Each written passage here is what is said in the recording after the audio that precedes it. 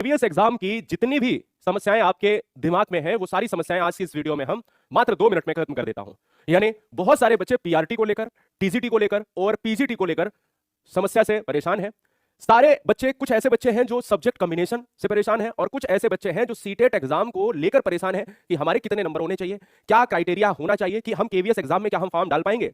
ठीक है, तो आइए हम शुरू करते हैं आज का ये सेशन। और आज का ये सेशन आपके इस केवीएस एग्जाम पर निर्भर होगा। पूरा डिटेल हम आपको बताने वाले हैं। सबसे पहली बात करते हैं बिना किसी रुकावट के, टू द पॉइंट बात करेंगे। पीआरटी में देखा जाए एज की सबसे बड़ी बात, एज में आ जाते हैं कि पीआरटी में कोई बहन हमें वीडियोस में कमेंट करती है, कोई भाई कमेंट करता है कि सर मैं 40 साल का, अगर मैं 40 साल की हो गई हूं या 40 का हो गया या 35 का हूं तो हम फॉर्म भर सकते हैं या नहीं। तो सबसे बड़ी बात आप समझिएगा कि केवीएस एग्जाम में पीआरटी की बात करें तो पीआरटी में आप एज अप टू 30 यानी 30 साल एज आपकी चलेगी। लेकिन महिला अगर वो 35 साल की हो गई या 40 साल की हो गई या पुरुष 35 साल का या 40 साल का हो गया, क्या वो भर सकता है? तो समझिए पीआरटी के न्यू रूल में क्या है, कोई ज्यादा चेंजमेंट नहीं है। सीटेट पेपर 1 होना चाहिए। क्या हम सीटेट अगर है या 82 नंबर है तो हम, 90 नंबर है तो हम, सारी समस्या समझो। सीटेट हमारे लिए होना चाहिए पेपर 1 और यूआर कैंडिडेट में 90 नंबर होने चाहिए। क्या 82 वाला एससी एसटी ओबीसी भर सकता है? हाँ सर भर सकता है, वो कहीं के भी आप हो।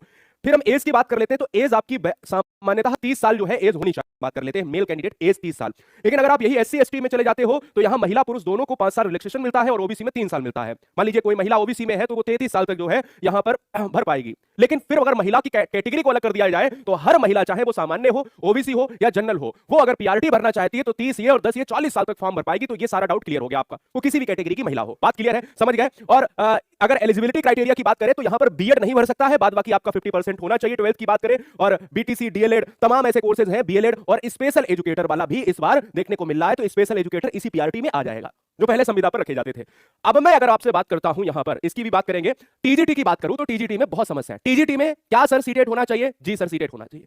कौन सा सीटेट होना चाहिए? सर पेपर 2 होना चाहिए। ठीक है, अगर मैं बात कर लेता हूं तो सब्जेक्ट कॉम्बिनेशन में क्या समस्या है पीजीटी में? सर सीटेट की बात छोड़ो, अगर हम टीजीटी की बात करें तो यहां 30 अप टू 30 साल दोस्तों देखा जाता था, यहां पर अप टू 35 साल तक आप फॉर्म भर सकते हो। लेकिन अगर कोई महिला किसी भी कैटेगरी में है, कोई बहन किसी भी कैटेगरी में है, वो क्या अगर 45 की है तो क्या फॉर्म भर पाएगी? हाँ सर भर पाएगी, आराम से भर पाएगी, क्योंकि 10 साल महिलाओं के लिए है। तो बिल्कुल मैं सिंपल सी बात कहता हूं, सिंपल सी बात, सिंपल सी चीज है। 5 साल का एससी एसटी जो है आपका रिलैक्सेशन मिलेगा और 3 साल का ओबीसी का रिलैक्सेशन यहां पर भी मिलेगा, सेम कैटेगरी में मिलेगा। 30 यहां पर देखने को मिलेगा, 35 यहां पर और 40 यहां पर, और कैटेगरी में वुमेन्स का 10 साल और रिलैक्सेशन।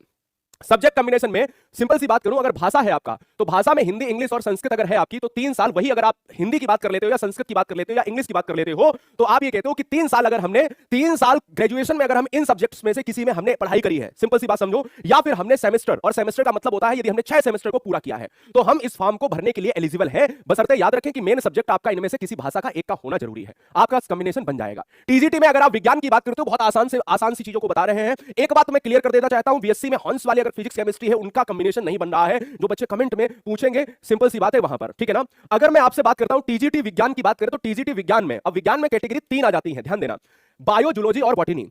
इन सभी की बात अगर करें तो 3 साल ये रहना चाहिए, या फिर अगर आप मेन सब्जेक्ट की बात करते हो तो ये 3 साल आपकी कैटेगरी में या 6 सेमेस्टर में रहना चाहिए।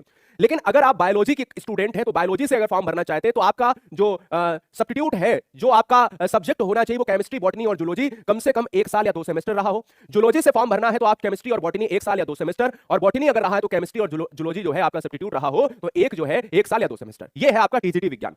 टीजीटी एसएसटी में कोई 2 सब्जेक्ट। अब एसएसटी में देखो, अगर आप एसएसटी में बात करते हो तो हिस्ट्री, ज्योग्राफी, पॉलिटी यानी पॉल साइंस आ जाता है और इकोनॉमी आ जाता है, ये 4 चीजें आ जाती हैं। अब एसएसटी में क्या एसएसटी में हम ज्योग्राफी से भर सकते हैं? बड़ी बात आ जाती है। अगर हम एसएसटी से ज्योग्राफी में भर सकते हैं तो भाई देखो सिंपल सी बात, अगर आप देखें तो कोई 2 सब्जेक्ट आपके, जैसे ज्योग्राफी के साथ, जैसे हिस्ट्री के साथ, तो ज्योग्राफी और हिस्ट्री इसमें बहुत महत्वपूर्ण है। इनके साथ आपका मेन सब्जेक्ट, यानी इनके साथ आप मेन सब्जेक्ट में अगर आते हैं और आपने अगर 3 साल जो है इन सब्जेक्ट को पढ़ा है या 6 सेमेस्टर पढ़ा है, यानी 6 सेमेस्टर यदि आपने पढ़ा है और ये सब्जेक्ट आपका मेन सब्जेक्ट रहा है तो आप एसएसटी के लिए एलिजिबल हैं। अब मुझे ये बताओ कि आपका हिस्ट्री और ज्योग्राफी या पॉलिटिकल साइंस में मेन सब्जेक्ट कौन सा रहा है? सिंपल सी बात आप समझिए, भर सकते हो, एसएसटी में भर सकते हो, सिंपल सी बात है, ये क्राइटेरिया बता दिया। एज 35 साल है वुमेन्स, अगर किसी भी कैटेगरी में, जनरल, ओबीसी, एसटी कैटेगरी में अगर वो 45 साल तक भी है तो टीजीटी में फॉर्म भर सकती है। इसके साथ एससी एसटी का अलग से रिलैक्सेशन मिलेगा, ये भी ध्यान रखना, 5 साल का और अलग से रिलैक्सेशन, ये बात भी तुम्हें ध्यान रखनी है। तो एज का तो बिल्कुल दिमाग से निकाल दो कि हम इतने साल के हैं, इतने साल के हैं, एज तो तुम्हें मिलेगा, पक्का मिलेगा। पीजीटी में यही साल बढ़कर 40 साल हो जाती है और इसके आगे रिलैक्सेशन जो मिलता है वो 10 साल वुमेन, 10 साल वुमेन का अलग से मिल जाएगा, और एससी एसटी कैटेगरी वाला रिलैक्सेशन वो अलग से मिल जाएगा। यहां पर इसकी बात नहीं करना चाहता, इसमें बहुत सारी चीजें हैं, बीएड है, 3 ईयर इंटीग्रेटेड कोर्स है, मास्टर्स डिग्री 50% और बहुत सारी चीजें, ये आप सब जानते हो, आपने किया। ठीक है। पीजीटी की बात अगर हम कर ले, सिंपल सी बात, तो सभी सब्जेक्ट में आपने अगर पीजी अपने 50% के साथ की है तो आप उसके लिए एलिजिबल है। आपका मेन सब्जेक्ट वो रहना चाहिए, चाहे आप फिजिक्स से हो, चाहे आप किसी भी कैटेगरी, कोई भी आपका सब्जेक्ट है उसमें आप अपने पीजी यानी कम से कम पीजी होना चाहिए। पीजी तो भैया होना चाहिए ना, सिंपल सी बात है। तो आपका कॉम्बिनेशन बन गया, यानी उसमें कुछ कैटेगरी, उसमें तो कुछ है ही नहीं ज्यादा।